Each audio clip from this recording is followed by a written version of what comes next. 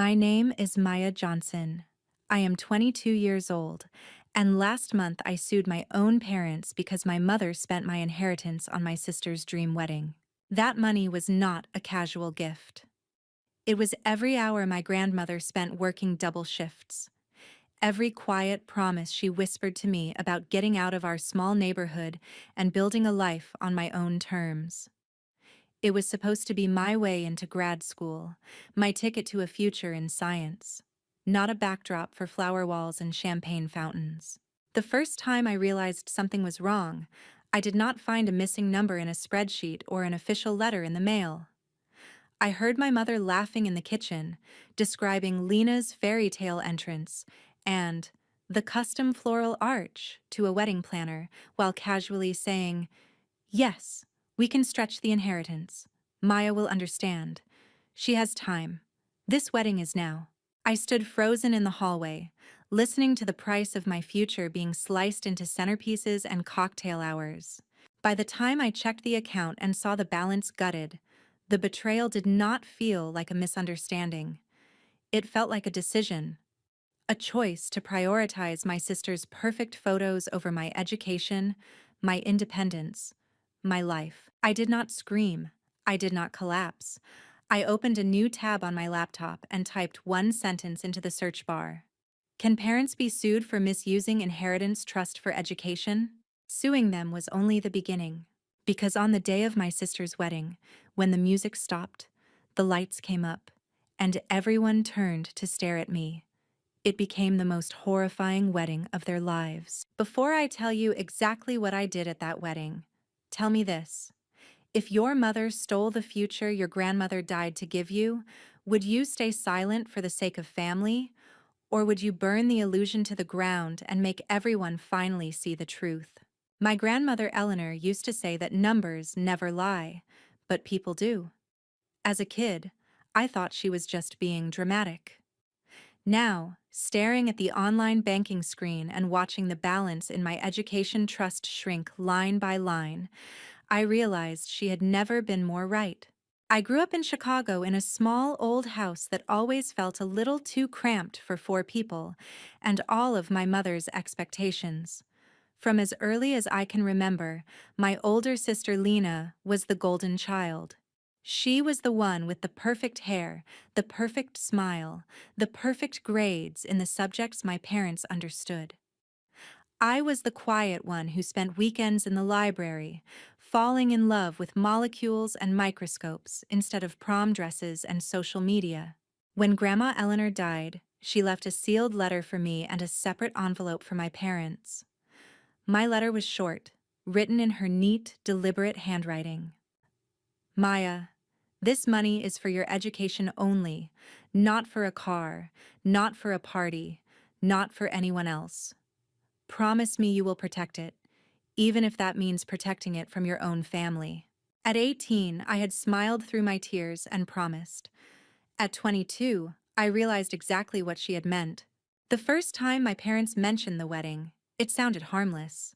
A family dinner, Lena gushing about venues, my mother flipping through her phone with photos of dresses that looked like they belonged in a royal ceremony. My father joked about budgets and not going too crazy. Back then, I believed them. It changed the afternoon I heard my mother in the kitchen, her voice sharp with excitement. I know the venue is expensive, but Lena has dreamed of this her whole life. We can use the inheritance. That is what family is for. Maya can take out loans. Graduate school is not guaranteed anyway. My hand tightened on the banister. For a moment, I thought I had misheard her. Then she read out a number and my stomach twisted. It matched the transfer I would see later that night. I checked the account in my room, fingers trembling. A chunk of the trust was gone, moved into my parents' joint account. A memo line said, "Family event expense." Family event. That night, at the dinner table, Lena chattered about floral styles while my parents debated plated dinners versus buffet. No one mentioned my education. No one looked at me and asked what this meant for the post-grad programs I had spent years working toward. They were so casual about it that for 1 second I almost doubted my anger. Maybe I was being dramatic. Maybe this was normal. Maybe this was what family sacrifices meant. Then I remembered my grandmother's voice in that letter cutting through the noise. Protect it, even from your own family. I waited until after dinner, until Lena had disappeared upstairs to call her fiancé, and my father had turned on the TV. My mother was stacking plates at the sink, humming some wedding song under her breath. "Mom," I said, keeping my voice steady, "did you move money out of my education trust to pay for Lena's wedding?" She straightened, her back going rigid. "We are borrowing it," she said, without turning around. "This is a family decision." "I did not agree to it," I replied. "Grandma left that money for my education. You know that." She finally turned, her smile too tight, too bright.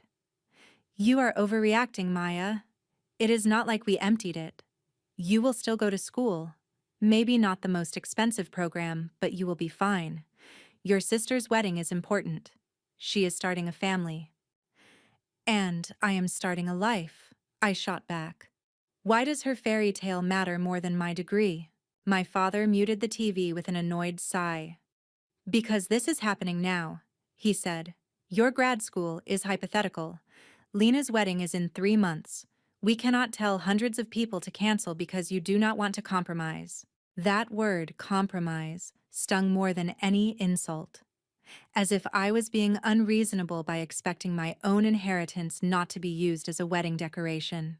"Is it compromise?" I asked quietly. "Or is it theft disguised as family duty?" My mother flinched, the plate in her hand slipping slightly before she caught it. "That is enough," she snapped. "You are not calling us thieves in our own home."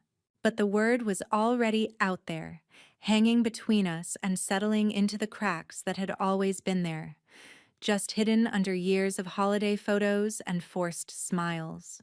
That night, I lay awake staring at my ceiling, the glow of my laptop screen reflecting off the wall. I opened tab after tab, reading about trusts, misappropriation, legal standing. Every article raised the same question in my mind, one I could not shake no matter how hard I tried. If your parents choose someone else's fantasy over your future, at what point do they stop being just parents who made a mistake and become people you have to defend yourself against? I did not decide to sue them in a single impulsive moment. It happened slowly, like a bruise darkening over time. First, I tried to negotiate. I sat my parents down in the living room with a list, because lists make me feel like I have control. On one side, I wrote wedding costs. On the other, grad school tuition. I itemized the programs I had been accepted into, the scholarships I was in the running for, the exact amount I still needed from the trust. "We can scale the wedding back," I suggested, pushing the paper toward them. "Smaller venue, fewer guests. Maybe postpone a year so you can save. You can pay back what you already spent on the trust over time. We can make this work without destroying what Grandma left me." My father glanced at the paper as if it were a childish drawing. "The deposits are already paid," he said. "Your grandmother wanted you to be happy, Maya. She would not want you tearing this family apart over money." That was the first time I heard that line. They would repeat it later to friends, to relatives, to anyone who would listen. "Maya is tearing the family apart over money." "I am not tearing anything apart," I replied, heat rising in my chest. "You did that when you touched the trust without asking me." My mother leaned forward, eyes sharp. "We are your parents. We do not need your permission. We raised you. That money came from this family." "No," I answered, my voice low. "It came from Grandma's years of work, and she left it to me, specifically. You are treating my future like a piggy bank you can crack open whenever you want." The conversation spiraled from there, each sentence another crack across whatever was left of our trust. When I finally stood up, my hands were trembling so hard I had to curl them into fists. "If you do not put the money back," I said, "I will talk to a lawyer." My mother laughed, a hard, disbelieving sound. "You are not serious." But I already was. I met Rebecca Martinez 2 weeks later. Her office was high above downtown traffic, all glass and metal and quiet power. She listened without interrupting as I laid everything out. Grandma's letter, the trust, the transfers, the conversations. When I finished, she tapped her pen against her notebook. "Do you want the short version or the detailed one?" she asked. "Give me both," I said. "Short version. Yes, you very likely have a case. Detailed version. If the trust documents state the funds are for your education only and your parents use them to fund a wedding, that is misappropriation. You can sue them civilly to reclaim the money, but you need to understand what this means emotionally." "I know," I said, though I was not sure I did. "They will hate me." "They might," she agreed. "At least for a while. They might call you ungrateful. They might weaponize the word family. People always do, when they are caught." I stared at the copy of the trust she slid across the desk.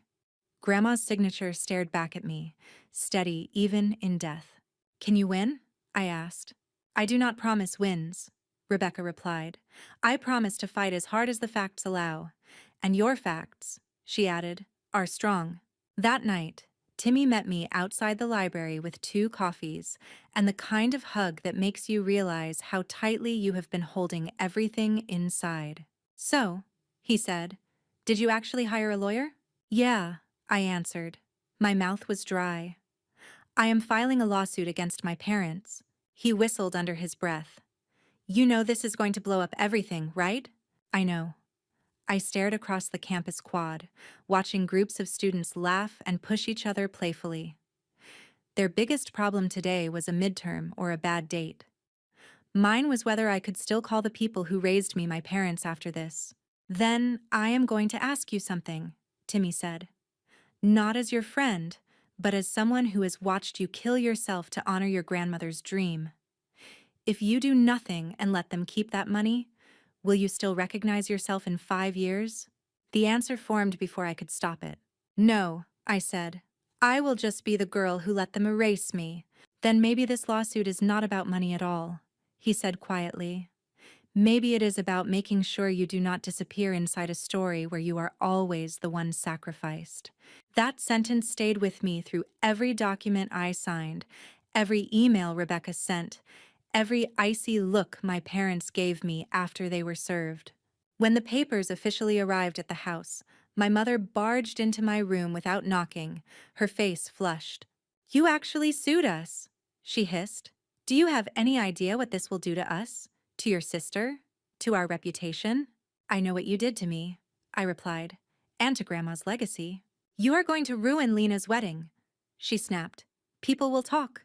For the first time, a different thought slid through my mind, calm and cold. Maybe they should. The first court hearing was not dramatic. No gavel slamming, no shouting matches. Just a cramped room, fluorescent lights, and a judge who looked more tired than angry. Rebecca argued for a temporary injunction, a court order freezing what remained of the trust and preventing any further use of it for wedding expenses.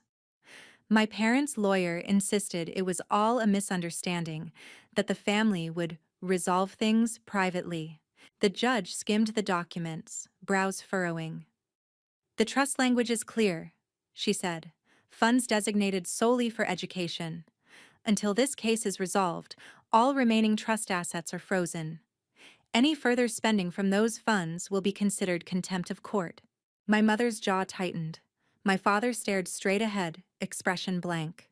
Walking out of the courthouse, I should have felt victorious. Instead, dread pooled in my stomach. Because the wedding was still happening. The deposits had already been paid. The venue, the photographer, the caterer, all booked with money that, legally, now belonged back in the trust. A week later, I heard Lena in the hallway on the phone, half whispering, half panicking. "Mom, the planner says the final payments are due. What do you mean the account is frozen? What does that even mean?" I sat in my room, pretending not to hear.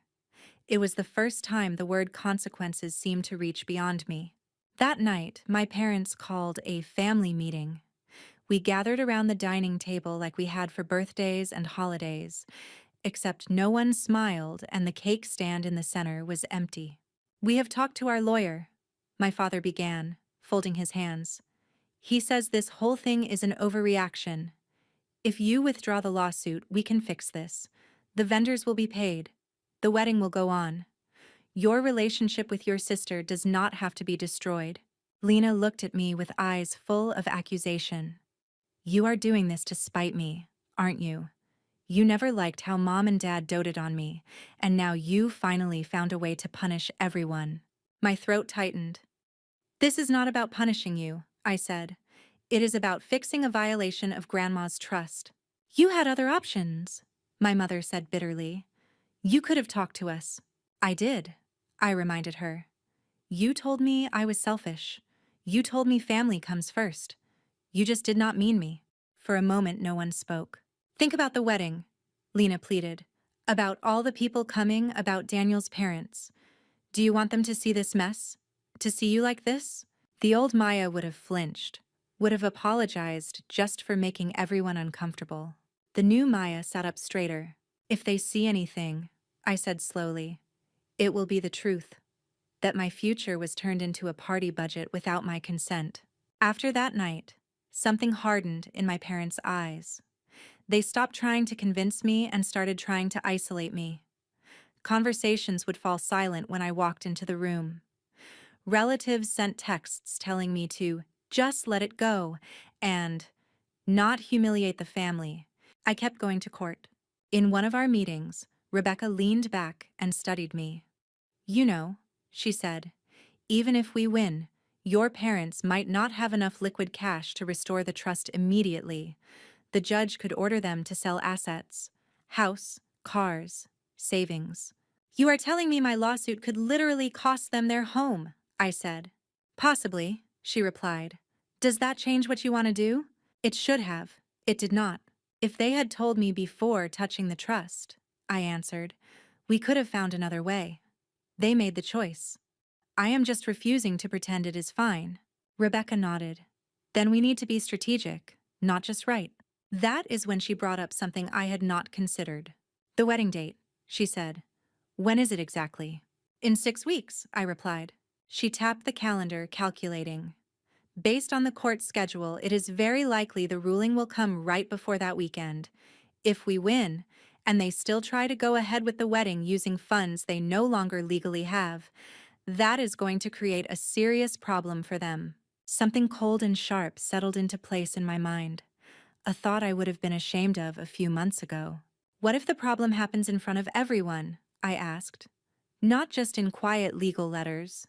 What if the people they are so desperate to impress actually see what they did? Rebecca hesitated. Maya, our job is to enforce the judgment, not to humiliate them. I am not asking you to humiliate them, I said. I am asking you to let the consequences be visible. We talked for a long time that afternoon about liens, about collection orders, about what could legally happen if my parents refused to comply with a court ruling and still paid vendors with funds that should be restored to the trust. By the time I left the office, the bones of a plan were forming. I did not set out to ruin a wedding. I set out to make sure my family could not bury what they had done under white roses and curated Instagram posts. There is a difference between revenge and justice. The problem is, when you see your mother smiling in a designer dress bought with the money that was supposed to pay for your future, that difference starts to blur. The final ruling came 3 days before the wedding.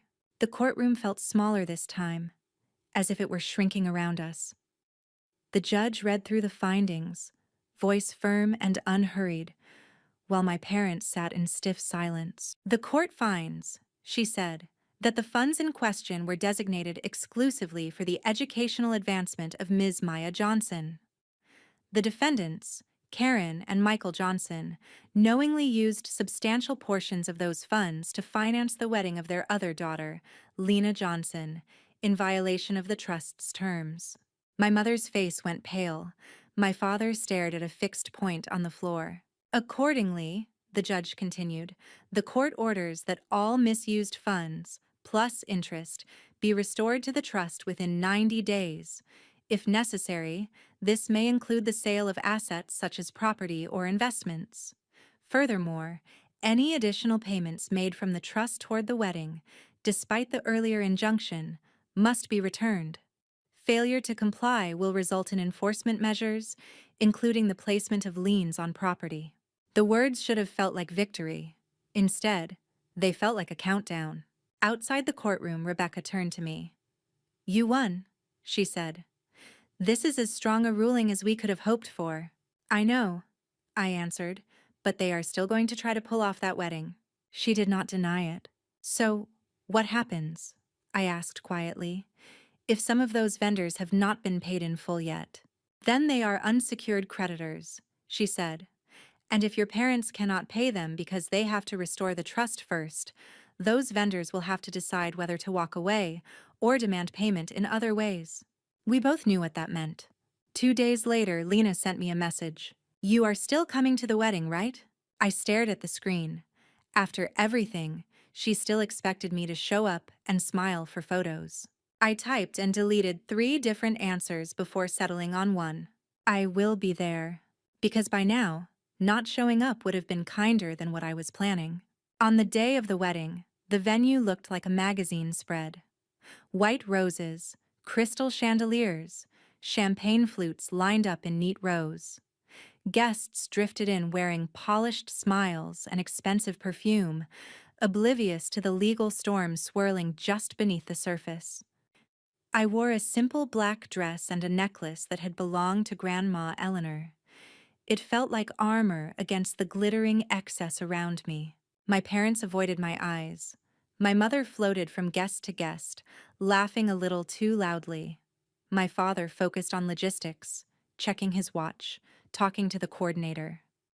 Lena looked like she had been poured into her gown, every detail perfect. Perfect, except for the tension in her jaw whenever she glanced my way. The ceremony started late. People murmured.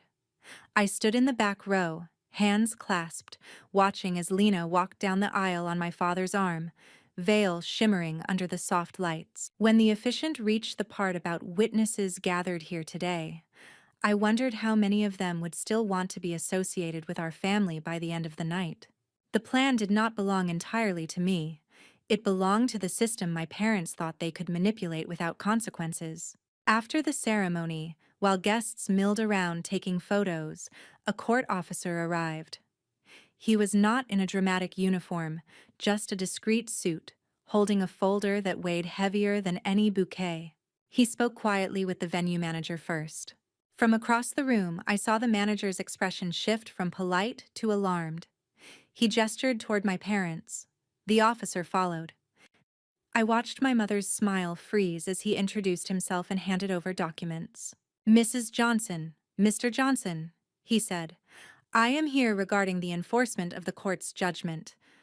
As of this morning, a lien has been placed on your home and primary assets. Any attempt to divert funds owed to the trust to cover remaining wedding expenses will constitute contempt." My father hissed something under his breath. The officer did not raise his voice. He simply repeated, "You have been served. You are already under order to restore a specific sum. Any additional payments you make from restricted accounts today can and will be used as evidence against you." The venue manager stepped in, voice trembling. "Are you telling me we might not be paid?" The music, which had been playing softly in the background, faltered and then stopped altogether. The guests noticed. Conversation slowed, then quieted as people turned toward the commotion. Phones came out, cameras switched from portrait mode to video, because of course they did. My mother shot me a look that could have melted steel. "You did this," she whispered across the room, not bothering to hide the accusation. For once, I did not deny it. But the worst was not the officer. That was just law. The worst was yet to come, and that part was mine. When the music failed to start back up, the MC tried to recover with a joke. "Technical difficulties, folks. While we sort that out, the bride's sister Maya has prepared a special message." I had not asked for that introduction, but I took it. I walked to the microphone, the click of my heels echoing through the suddenly too quiet hall. Dozens of eyes pinned me in place. My parents, Lena, her fiancé Danielle, his wealthy, meticulously dressed parents, extended family members who had told me for weeks that I was being dramatic. I adjusted the microphone. "Thank you," I said. My voice sounded calmer than I felt. "Yes, I am Maya. I am the sister who sued her parents 3 days before this wedding." A ripple of shock moved through the crowd. I heard someone gasp. Someone else whispered, "Wait, that was real?" I was not going to say anything today, I continued. I thought I could sit quietly in a pretty dress and pretend this was just another happy family event. But then I watched my sister walk down the aisle in a gown paid for with money that was never meant for her. I pulled a folded piece of paper from my clutch. It was a copy of Grandma Eleanor's letter. I had highlighted one line. "This is the letter my grandmother wrote to me," I said. "She worked until her hands shook to save for my education. She wrote, 'Maya, this money is for your education only, not for a party, not for anyone else.'" I let the silence stretch, forcing every person in that room to sit with those words. "Our parents decided," I went on, "that her wishes did not matter, that my future did not matter. They used the trust to fund this dream wedding. When I objected, I was called selfish, dramatic, ungrateful. So I did the only thing left that I could do. I took them to court. I raised my eyes to meet Daniel's. His face had gone pale. 3 days ago, a judge ruled that the money was misused," I said. "My parents have been ordered to return every stolen dollar plus interest. Today, a court officer arrived to enforce that order. If you are wondering why the music stopped, that is why. Because while the flowers and the champagne look pretty, they are sitting on top of a debt my parents now legally owe to me." Someone in the back muttered, "Oh my God." I turned to the guests, my chest tight but my tone steady. "You were invited here to celebrate love and commitment, but I think you deserve to know the cost, not the price tag on the decor, the cost of telling one daughter she is disposable so another can have her perfect day." I did not cry. I refused to give them the relief of thinking this was just emotion. I ended with a question, not to my parents, but to the room itself. "Ifwa, if your mother took the future your grandmother sacrificed everything for and turned it into centerpieces and photo ops, would you still call what you are watching a fairy tale? Or would you finally call it what it is?" Lena stood there, bouquet trembling in her hands. For a moment, she looked like she might scream at me. Instead, she turned slowly to Daniel. "Did you know?" she asked him, voice frayed. "Did you know they used Maya's inheritance for this?" Daniel's parents stiffened. "Is this true?" his mother demanded, glaring at my parents. My father stammered something about miscommunication, about fixing it, about how it is already handled. It was not handled. Guests began to whisper and drift away from the dance floor. A few pulled out their checkbooks, trying to pay the bar tab themselves rather than risk being associated with a scandal. By the time I stepped away from the microphone, the room had split. Some people stared at me with a mix of horror and reluctant respect. Others looked at me as if I had killed something sacred. In a way, maybe I had. Not the wedding itself. That was already built on a lie. I had killed the illusion. The wedding did not end with a dramatic storm out or a runaway bride. It ended with something quieter and, in some ways, worse.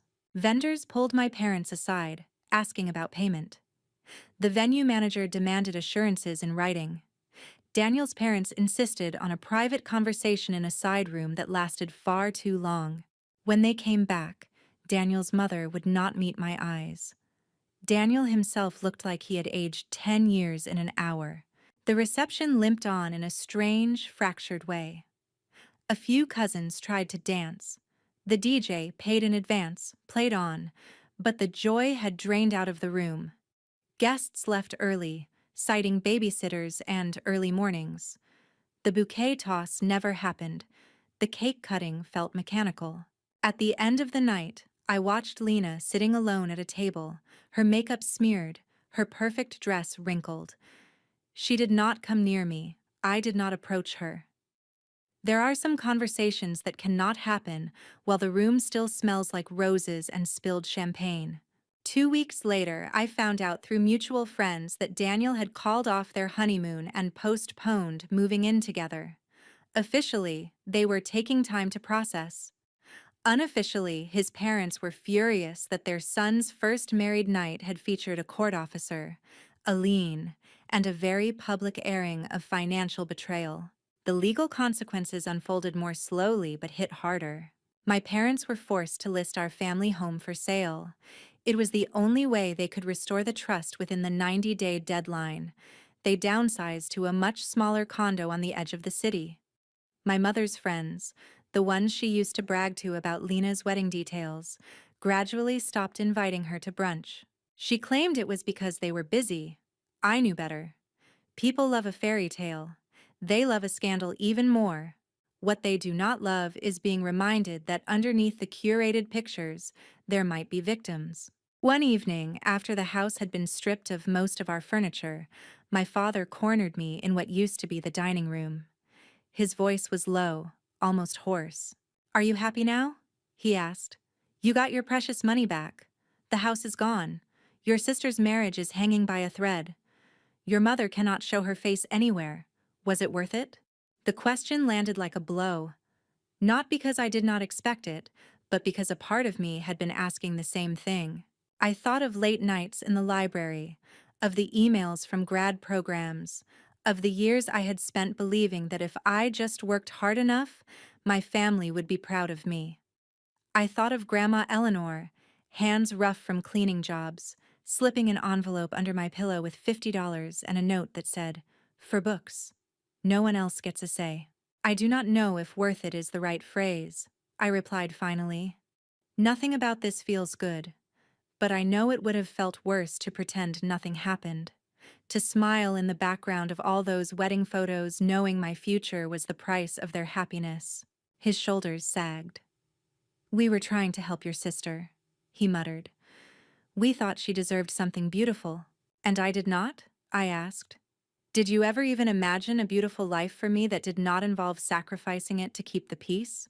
He did not answer. That night, lying in my half-packed room, I stared at the ceiling and let the guilt crawl over my skin. The lawsuit, the wedding, the house, my parents' social circles. All collateral damage from a decision I had made and refused to back down from. Was it justice, or had my revenge gone too far? The question gnawed at me, not as something for a courtroom, but as something only I could weigh. When you finally stand up for yourself after years of being overlooked, how do you know where self-respect ends and cruelty begins? The house sold. The trust was restored. The court considered the matter closed. Life, annoyingly, went on. I moved into a small apartment near campus, paid for partly with the newly returned trust and partly with my research assistant's stipend. It was not glamorous, but it was mine. I bought my own plates, my own cheap couch, my own secondhand desk. Every item felt like a small, stubborn declaration. I exist outside of what my family decides for me. My parents moved into their condo. For months, we barely spoke. When we did, the conversations were stiff and short, like two strangers trying to make small talk in an elevator. Lena did not invite me to the second ceremony she and Daniel held quietly at City Hall after they worked through the fallout.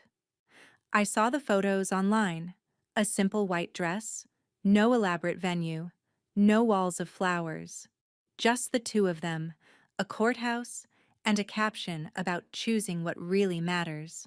My mother liked every photo.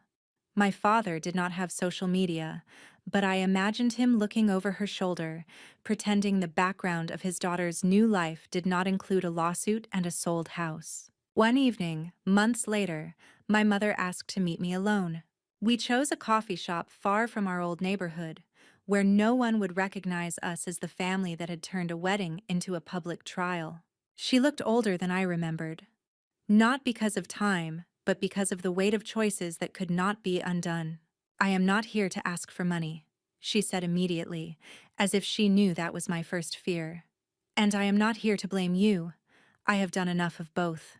We sat in silence for a moment, the sound of milk being steamed and cups clinking filling the space between us. When your grandmother died, she began, I was angry at her for leaving you that trust and not putting it in our name. It felt like she did not trust us. I told myself she was playing favorites. But now, she took a shaky breath. Now I think she just saw us better than we saw ourselves. I blinked. I had not expected that. I grew up with nothing, she continued. No weddings, no college, no safety net. When Lena got engaged, it felt like a chance to give her the kind of celebration I never had. I convinced myself that was love, that sacrificing a little of your future for her big day was something you would forgive eventually. I did not let myself think about what I was really sacrificing. Me, I said quietly. You, she agreed. You and the promise I made to your mother, to raise you differently, to put your dreams first. For the first time since this started, she cried in front of me without anger, without accusation, just grief. I am not asking you to say what you did was wrong, she said. You were right. The judge said so. The law said so. And deep down, so do I. But I am asking you one thing. Can we try to build something new from this mess? It will not be the family we used to pretend to be.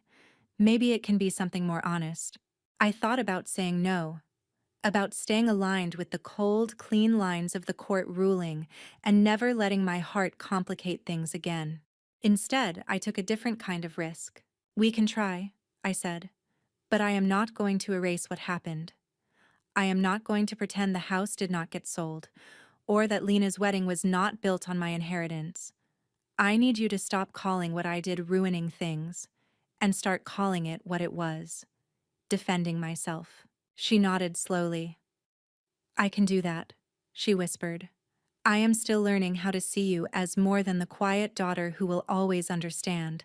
We talked for hours about boundaries, about therapy, about maybe one day sitting in the same room as Lena without flinching. None of it fixed anything instantly. There was no cinematic reconciliation, no group hug. But when we left, she reached out, hesitated, and then hugged me. It was awkward and brief and real. Later that night, back in my apartment, I sat at my desk and opened a new document on my laptop. Grad school applications, round 2. I filled out forms, attached transcripts, wrote personal statements.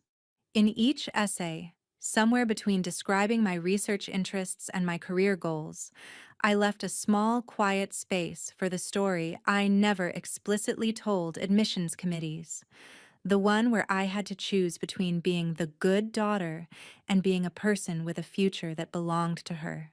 I chose me. Sometimes, when I catch myself thinking about the wedding, about the looks on people's faces when the music stopped and the officer walked in, a familiar guilt creeps up my spine.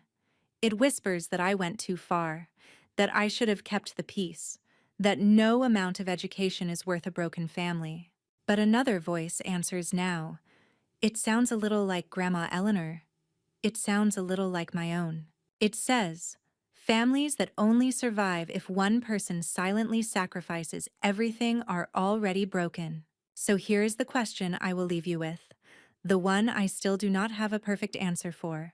When the people who are supposed to protect your future are the ones selling it off for their own idea of happiness, what do you owe them? Your silence, or the truth that might finally force them to see you as more than background to someone else's dream?